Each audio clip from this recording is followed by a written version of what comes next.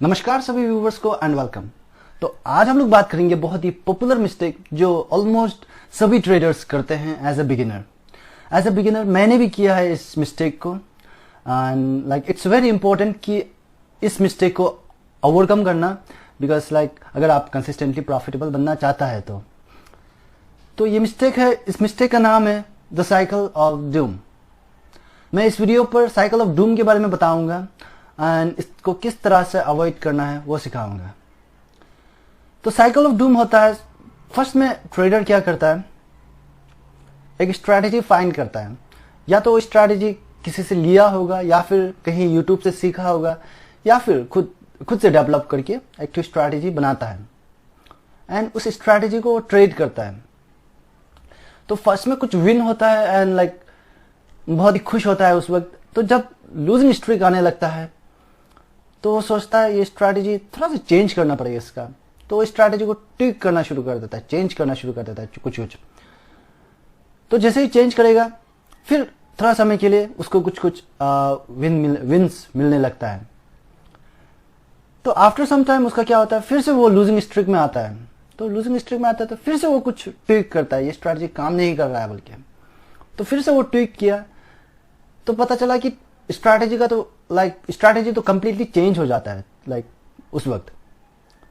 तो वो क्या करता है, वो स्ट्रैटेजी को फिर से जब ट्रेड करता है तो उसको जब फिर से वो लूजिंग स्ट्रीक में आता है तो उसको लगने लगता है कि नहीं यार ये स्ट्रैटेजी काम नहीं करता है।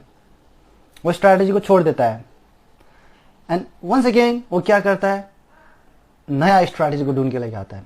ये स्ट्रैटेजी काम नहीं कर रहा है, ये स्ट्रैटेजी को छोड़ो, मैं दूसरा स्ट्रैटेजी में ट्रेड करूंगा बोलकर वो नया स्ट्रैटेजी को लेकर आता है। एंड वो स्ट्रैटेजी भी कहीं से वो खरीदता है या फिर कहीं से सीखता है या फिर यूट्यूब से सीखता है या फिर खुद से डेवलप करके एक स्ट्रैटेजी बनाता है जो भी।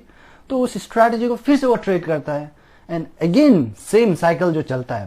तो स्ट्रैटेजी को क्या करता है, कुछ विन आता है बट जब लूजिंग स्ट्रीक आने लगता है तो उसका साइकोलॉजी में इम्पैक्ट पड़ने लगता है एंड उसको लगता है कि ये स्ट्रैटेजी काम नहीं कर रहा है। वो कुछ ट्विक करता है, फिर से ट्विक करने के बाद फिर से उस स्ट्रैटेजी को ट्रेड करता है। तो फिर से उसको जब लूजिंग स्ट्रीक आएगा तो वो स्ट्रैटेजी को तो इस तरह करके उस स्ट्रैटेजी को डंप कर देता है एंड अगेन फिर से क्या करता है, वो अपना स्ट्रैटेजी को नया स्ट्रैटेजी ढूंढने लगता है। नया स्ट्रैटेजी बोलता है ना, in search of holy grail. तो नया स्ट्रैटेजी ढूंढने लगता है तो फिर से वही साइकिल चलता है।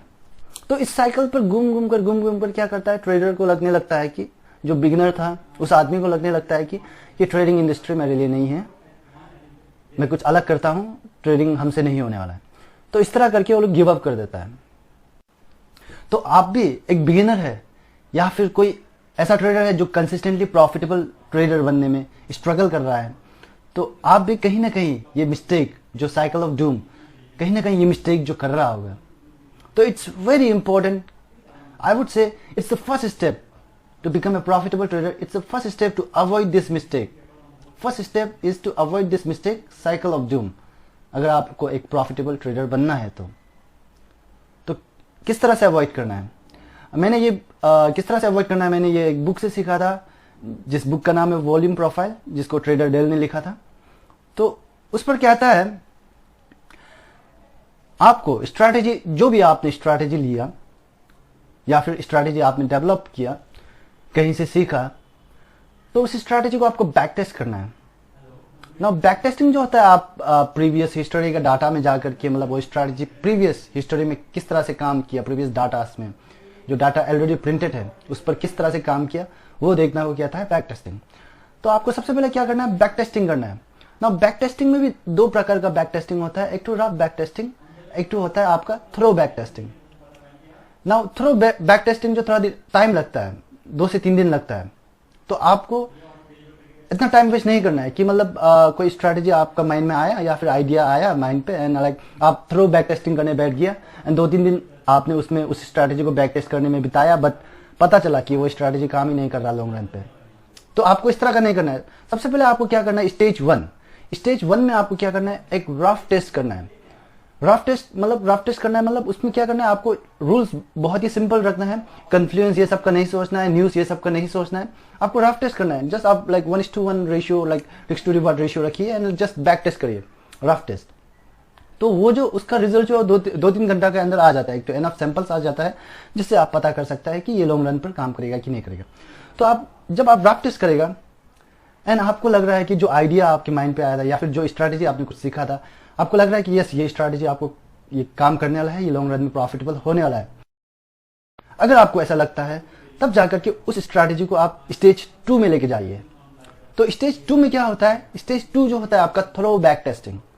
तो इस पर थ्रो बैक टेस्टिंग में क्या होता है, आपको सब कुछ देखना है कि जैसे मतलब कौन सा कन्फ्लुएंस आने से क्या हो रहा है, कौन सा कन्फ्लुएंस आने से आपका ट्रेडिंग ज़्यादा प्रॉफिटेबल रह रहा है, ट्रेड कौन सा न्यूज़ आने से जो प्रॉफिटेबल रह रहा है, क्या मैं न्यूज़ को अवॉइड करूं, या फिर सब कुछ आपको कंसिडर करना है, या फिर आप कौन सा रिस्क टू रिवार्ड रखने में आपको बेस्ट रिजल्ट आ रहा है। तो वो सब देख करके आपको बैक टेस्ट करना है। तो इसको स्लोली करना है आपको, सब कुछ कंसिडर करके। तो इसमें टाइम लगने वाला है, आपको 2 से 3 दिन लगेगा। एंड वंस आपका रिजल्ट आ गया एंड आपको लग रहा है कि ये लॉन्ग रन पे प्रॉफिटेबल होगा, देन आपको जाना है थर्ड स्टेज में। अगर आपको प्रॉफिटेबल नहीं होगा जैसे लग रहा है तो आप स्टेज 1 में जाइए, राफ्ट टेस्ट में जाकर के देखिए, फिर से आप थोड़ा कुछ ट्विक करने की कोशिश करिए, देन आप स्टेज 2 में आइए। तो स्टेज 2 में जब आने के बाद आपको वो स्ट्रैटेजी जो आपने थ्रोली बैक टेस्ट करने के बाद आपको लग रहा है, अगर आपको लग रहा है कि ये लॉन्ग रन पे प्रॉफिटेबल होने वाला है, तब जाकर के उस स्ट्रैटेजी को आप स्टेज 3 में लेके जाइए। तो स्टेज 3 जो क्या होता है, डेमो ट्रेडिंग नहीं होता है, ठीक है। स्टेज 3 जो होता है आपका psychology test, kind of like that. तो आपको क्या करना है, डायरेक्टली आप लाइव अकाउंट खोलिए, जहां पर कोई ऐसा ब्रोकर के साथ लाइव अकाउंट खोलिए जो आपको माइक्रो या फिर मिनी लोड देता है, ठीक है। तो उस पर क्या करना है, आपको स्टेज 3 पर ले जाकर के आपको ट्रेड करना है। उस पर ट्रेडिंग साइज, ट्रेडिंग रिस्क, जो एक ट्रेड में इतना रिस्क डालना है कि आपका नॉर्मल से 1/3 या फिर 1/4 of the normal risk which you are thinking about to risk in future, ठीक है। वो नॉर्मल रिस्क से आपको 1/3 या फिर 1/4 का रिस्क लगाना है उस पर, उस स्टेज 3 पर, एंड आपको ट्रेड करना है। एंड आपको ट्रेड करना है एंड जो भी आपने अकॉर्डिंग टू द स्ट्रैटेजी जो आपने बैक टेस्ट किया था।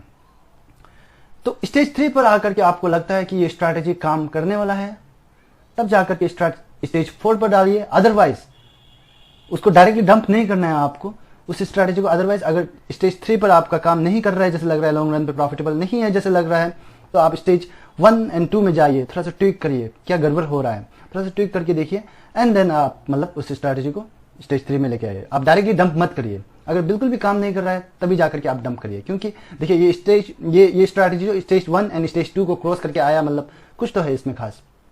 तो उसी तरह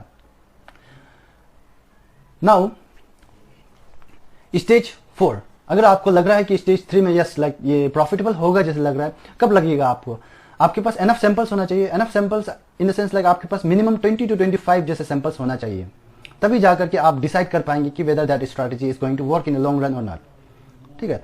तो नाउ आप स्टेज 4 पर डालिए उस स्ट्रैटेजी को। तो स्टेज 4 पर क्या होता है, आप half of the normal risk का आधा रिस्क लगाइए। जैसे आप मान लीजिए कि आपका नॉर्मल रिस्क है 2% पर ट्रेड, तो आधा रिस्क लगाइए, 1% रिस्क लगाइए एक ट्रेड में जब आप स्टेज 4 में हो। वो स्ट्रैटेजी अभी भी न्यू है, वो स्ट्रैटेजी में इतना कॉन्फिडेंस डाल करके आप पूरा अपना फुल रिस्क मत लगाइए, नॉर्मल रिस्क जो मत लगाइए। तो स्टेज 4 में आप 1% रिस्क लगाया, आधा परसेंटेज रिस्क लगाया नॉर्मल का, तो वो रिस्क लगा करके आप फिर से एनफ सैंपल्स आने दीजिए एंड डिसाइड करिए कि whether that is going to work in a long run और नॉट। तो एनफ सैंपल्स के लिए आपको 20 to 25 सैंपल्स आपको एंट्रीज आपको देखना होगा, एंड वो एंट्रीज जो आपका स्ट्रैटेजी के साथ एग्जैक्टली मैच करना चाहिए। एग्जैक्टली मैच करना चाहिए मेरा आपके स्ट्रैटेजी के अकॉर्डिंग होना चाहिए। ऐसा नहीं कि आप दूसरा स्ट्रैटेजी को बिना फॉलो करके आपने ट्रेड डाला, वो सैंपल्स जो कैलकुलेट नहीं होगा। जो स्ट्रैटेजी के साथ आपने मैच करके आपने जो ट्रेड डाला है, उसी सैंपल्स, वो जैसा ही सैंपल्स आपको 25 जैसे लेना चाहिए, एंड देन आपको डिसाइड करना चाहिए कि whether that is going to work in a long run और नॉट। अगर आपको लग रहा है कि वो लॉन्ग रन में काम करेगा, तब जाकर के आप स्टेज 5 में जाइए। तो स्टेज 5 में जाने के बाद आप अपना नॉर्मल रिस्क लगाइए, जो भी आप रिस्क लगाना चाहता है, 2% पर ट्रेड या फिर 1% पर ट्रेड, जो भी आप रिस्क लगाना चाहता है वो रिस्क लगा करके आप ट्रेडिंग करिए। तो उसमें भी जब आपका पास एनफ सैंपल्स आ जाएगा एंड आपको लग रहा है कि लॉन्ग रन पे ये काम नहीं कर रहा है, ऐसे ऐसे कुछ लग रहा है, तो आप स्ट्रैटेजी को बिल्कुल भी डंप नहीं करेंगे, क्योंकि देखिए वो strategy stage 1, stage 2, stage 3, stage 4, 4 stage को क्रॉस करके आया है।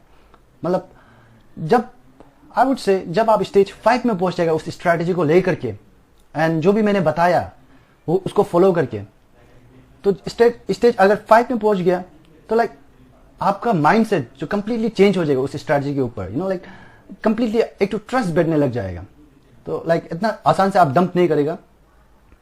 तो उसी तरह आप लाइक साइकिल ऑफ डूम से अवॉइड होगा, ठीक है।